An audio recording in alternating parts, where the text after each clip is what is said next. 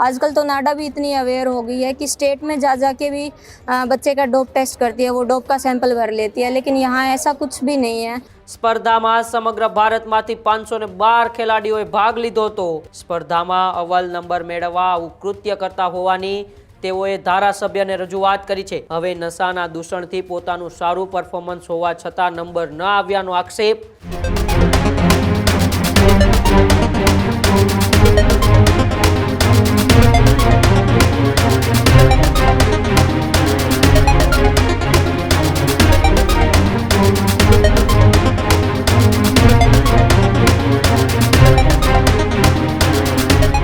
સમાચારોમાં આગળ વાત જૂનાગઢની કરીએ તો પવિત્ર પર્વત ગિરનારની અવરોહણ સ્પર્ધા દર વર્ષે યોજવામાં આવે છે, ત્યારે જૂનાગઢમાં ગિરનારની આરોહણ સ્પર્ધાનું પણ આયોજન કરવામાં આવ્યું હતું।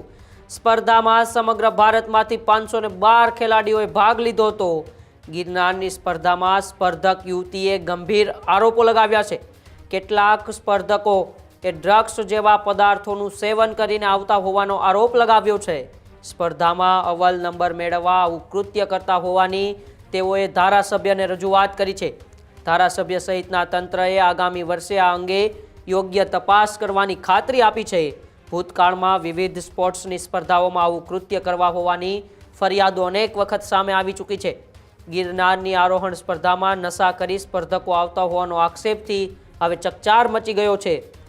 આક્ષેપ કરનાર યુવતીનો અગાઉ અવ્વલ નંબર આવતો હતો, હવે નશાના દૂષણથી પોતાનું સારું પરફોર્મન્સ હોવા છતાં નંબર ન આવ્યાનો આક્ષેપ તેઓએ લગાવ્યો છે। એટલે કે એ ગિરનારની જે પ્રતિષ્ઠિત સ્પર્ધા ગણાય છે આરોહણ સ્પર્ધા, જેમાં દર વર્ષે જેમનું આયોજન થાય છે અને સમગ્ર દેશની અંદરથી કેટલાય એ યુવાનો અને યુવતીઓ છે તેમાં ભાગ લેવા માટે આવે છે, જેમાં આ વર્ષે પણ તે જ આરોહણ સ્પર્ધાનું આયોજન થયું, પરંતુ આ વખતે એ ઋતુરાજ કરીને એક યુવતીએ ગંભીર આક્ષેપો લગાવ્યા અને આક્ષેપની અંદર કહ્યું કે કેટલાય એવા જે સ્પર્ધકો છે તે ડ્રગ્સનું સેવન કરીને આવે છે, એટલે કે ડ્રગ્સનું સેવન કરીને તેઓ આ સ્પર્ધામાં ભાગ લે છે અને તેનાથી જે સારું પરફોર્મન્સ કરે છે એ ક્યાંક ને ક્યાંક પાછળ રહી જાય છે। આવી રજૂઆત ત્યાંના ધારાસભ્ય સંજય કોરોડિયાને કરી, ત્યારે ધારાસભ્ય સંજય કોરોડિયાએ અને તંત્રએ ખાતરી આપી છે કે આગામી વર્ષે આવી કોઈ પણ પ્રકારની ભૂલ નહીં થાય, તેમની ગંભીરતાથી ચકાસણી કરવામાં આવશે।